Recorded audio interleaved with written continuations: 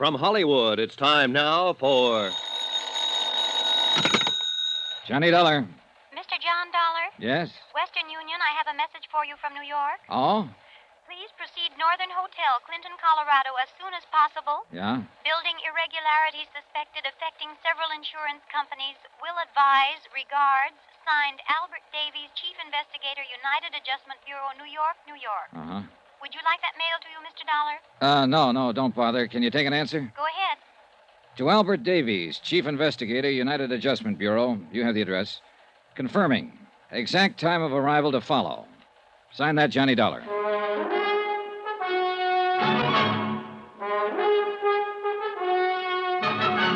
Tonight and every weekday night, Bob Bailey in the transcribed adventures of the man with the action-packed expense account, America's fabulous freelance insurance investigator. Yours truly, Johnny Dollar.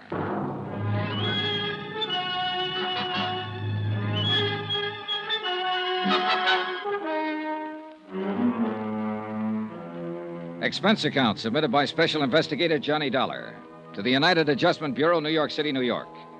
The following is an accounting of expenditures during my investigation of the Clinton matter. Or maybe racket is a better word. Expense account, first item, $105.63. Transportation by air, Hartford to Denver. Item 2, $28.50, Denver to Grand Junction. A place busy and bustling with uranium hopefuls. Third expenditure, $100. Deposit and rental on a car, which I used to drive the 105 miles through the rugged mountains due north of Grand Junction to Clinton, Colorado. A place that the rental agents had described as a sleepy little mountain town. When I got there, everybody was running in the direction of what was very shortly not going to be the new school building. Like everybody else in Clinton, Colorado, I spent the next 3 hours or so helping to try and get the fire under control. Then finally, I left the scene and located the Northern Hotel, where the clerk was standing by waiting for me. Mr. Dollar? Yeah. Operator 18, New York City, has been calling you for the last 4 hours. Mr. Davies, I believe. Oh, yeah. Could you put the call in for me? Certainly, I'd be glad to. I'll take it up to my room. I want to change my clothes. Certainly. Boy, take Mr. Dollar's bags up to 310. I shaved and showered, changed clothes, and unpacked. From my window, I could see the still glowing embers of the fire, red against the winter night. The school building was completely destroyed. Beyond, the snow-covered Rockies rose all about the town of Clinton, which I had yet to see. Johnny Dollar. I have your call now, Mr. Dollar. Oh, good, thanks. Johnny? Hi, Al. Say, I've been trying to get to you all day. I thought you were going to let me know the minute you got into town. Well, there was a fire here, Al. I had to pitch in and help along with everybody else. Oh, I see. Well, has Osborne contacted you yet about this case? Osborne, who's that? Julian Osborne. Look, I talked to him in Clinton last night. He said he'd wait around the hotel until you showed up. He lives there, Johnny. He drove into Denver 2 days ago and told the insurance broker he thought a building that Great Eastern Fidelity covered was in real bad shape. Now, what building? Well, a new school that they just put up there, Johnny. Al, it was in bad shape. Worse shape now. It fell down about 4 hours ago. That was the fire, Al. Oh. Well, Great Eastern's in for $200,000. Look, Johnny, contact Julian Osborne and see what he has to say. Right. And call me back when you find out what's what. So long.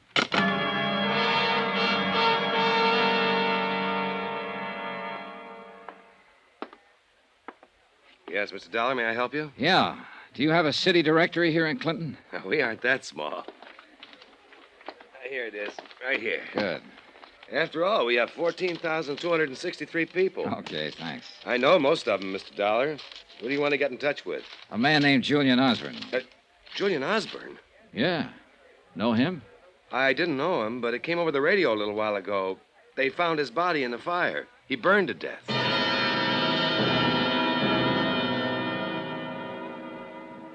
A 4-block walk down the icy streets of the town took me to the sheriff's office, and face to face with a heavy-set, owlish-looking man named Doherty. Sheriff Paul Doherty. He smiled professionally until I got around to inquiring about Julian Osborne. Oh. Well, you his family? No. I made the trip here to Clinton to see him especially, though. I just heard he was killed in the fire. Yes. Yes, too bad about Mr. Osborne. I don't quite understand about it, though. He was school janitor. Oh. What was your business with him, Mr. Dollar? Insurance investigation. Oh, Yeah, Osborne reported the possibility of something wrong with the new school. he did? To who? To our brokers in Denver. That's why they sent me out here. Well, your trip was for nothing then.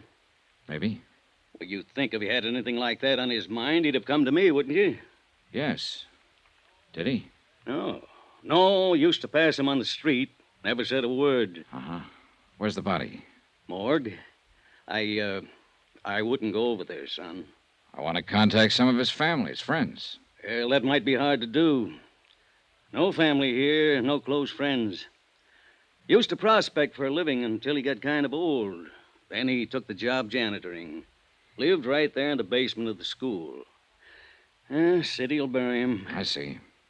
How long had he worked at the school? 6 months since the place was built. Mm-hmm. Who hired him? Principal, Florrie Hawkins. Florrie Hawkins. Where can I find her? Lives on Pearson Street. That's 1 block over and 2 blocks to your left. Number 326. 326 Pearson, huh? That's right. And son. Hmm? Bad night to go calling on her. I'd like to see Mrs. Hawkins, please. I'm Miss Hawkins. Well, I'm an insurance investigator. My name's Johnny Dollar. Insurance? Yes. Why do you want to talk to me? Well, I'll be frank with you, Miss Hawkins. I came to Clinton to talk to Julian Osborne. Oh, You heard he died in the fire. yes, I heard. It's tragic. I'm so thankful school wasn't in session today. Come in. Thank you. I know this has been a pretty grueling day for you, for everyone in this town, Miss Hawkins, losing your school and all. I wouldn't call on you except I feel it's important. Excuse me, please. Sure. Hello? Who? Yes, Sheriff. Yes, he is right now. Yes. Good night. There's just a couple of questions I'd like you to answer about Julian Osborne so I I'm can afraid I can't help you with anything, Mr. Dollar. What? You'll have to go now. Well, look, now, wait a minute. If you'd only... Please. I don't want to be impolite, but I'm tired. Very tired. Yeah, sure. That phone call wore you out. Please. All right, I'll go, Miss Hawkins. But I think you should know why I came here. I can assure you, Mr. Dollar, whatever the reason, I'm simply not interested. I was sent here because Julian Osborne advised the insurance company that he suspected certain building irregularities had gone into the new school. Miss Hawkins, did Mr. Osborne ever mention anything like this to you? No. Now, will you Do you have an idea to whom he might have confided such information here in Clinton? No. I rather think he was imagining things. You noticed nothing irregular yourself? No, of course not. Mm-hmm. Would that call you just had from Sheriff Doherty cause you not to notice anything? Is that all? I'm dreadfully tired. Thanks for your time. Oh, Miss Hawkins. Yes? If Sheriff Doherty calls again, tell him I'm at the Northern Hotel. Northern Hotel. Good night, Mr. Dollar. Expense account item 4, $10.80. 1 long-distance call to New York. I got Al Davies out of bed and told him the fate of Julian Osborne. Davies requested me to stay on in Clinton to see the matter through. About 11 o'clock that night, I walked over to the site where the new school had once stood. A few firemen and policemen were still around, searching the ashes by the light of lanterns and spotlights. One of them told me the cause of the fire had not yet been determined. I started back to my hotel. Turning a corner by an alley, 2 men in dark clothes were holding a third man in a sheepskin. A fourth man was giving him the works. Hey, just a minute here. Come on, let's get out of here, boy. There, easy now. You need some help, mister. Everybody needs help. But let me tell you who I am before you help me. Maybe you won't want to. Easy, just take it easy now. I'm David Baines. You're from out of town, aren't you? Yes. I thought so. I architected that school that isn't anymore. Well, don't you understand, Samaritan? Don't you see? That group of citizens who were working me over just now have kids. The kids could have been in there when the fire broke out. Your reason, Harvey. I'm afraid. I'm afraid they feel I don't design especially good buildings.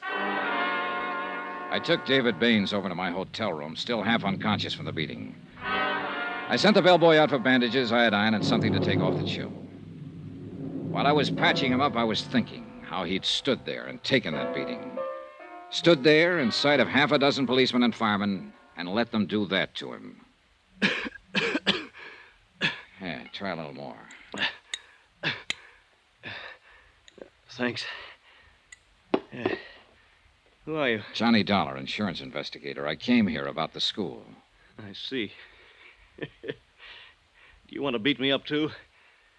Company you're working for will be liable. Want some more of this? What'd you say your name is? Dollar. Johnny Dollar. Mr. Dollar, I'm in a curious position. I designed the school. I planned every feature of it. But I had nothing to do with the building. You don't believe me? I wish you'd explain that. A week before they broke ground, a very important thing happened to me, Mr. Dollar. I went to Europe. I couldn't pass it up. It was a chance to study for another year under some men I'd admired all my life. Consider it a scholarship, Mr. Baines. That's what he said. Who said? The man who paid my way to Europe. His name was Roy Vickery. So I went to Europe, and I studied. I came back, and my building was all built. Now it's burnt down. I'm a local boy who's made bad. Very bad. Who's Roy Vickery? The contractor who built it. I better talk to him. Yes, talk to him by all means. You represent a rich and powerful company, Mr. Dollar. But in Clinton, you're wasting your time. You'll learn no facts, no information, nothing helpful from anyone here. Particularly Roy Vickery. You're in a tight, hot, mean little burg, Mr. Dollar. All right, let's have it. Was that building fired on purpose? I just told you. You won't find out anything in this town.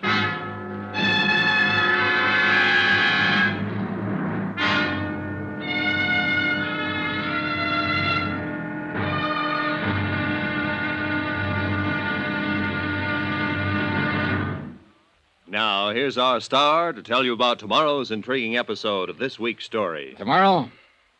Well, there's a lot of information to be had in a town that won't talk. And there are times when the silence screams all over the place. Join us, won't you? Yours truly, Johnny Dollar.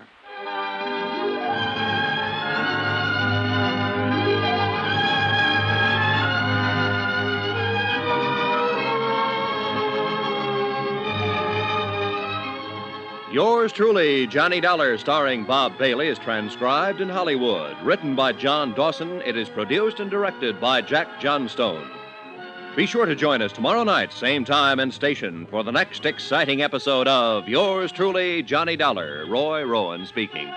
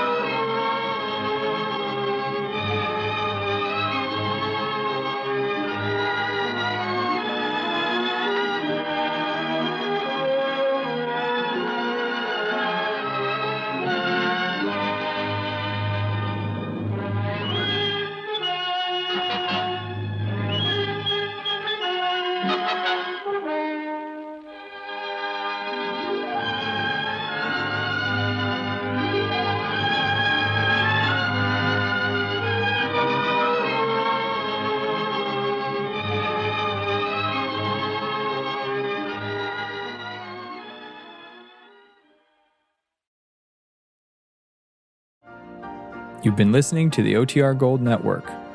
Find more classic radio at otrgold.com.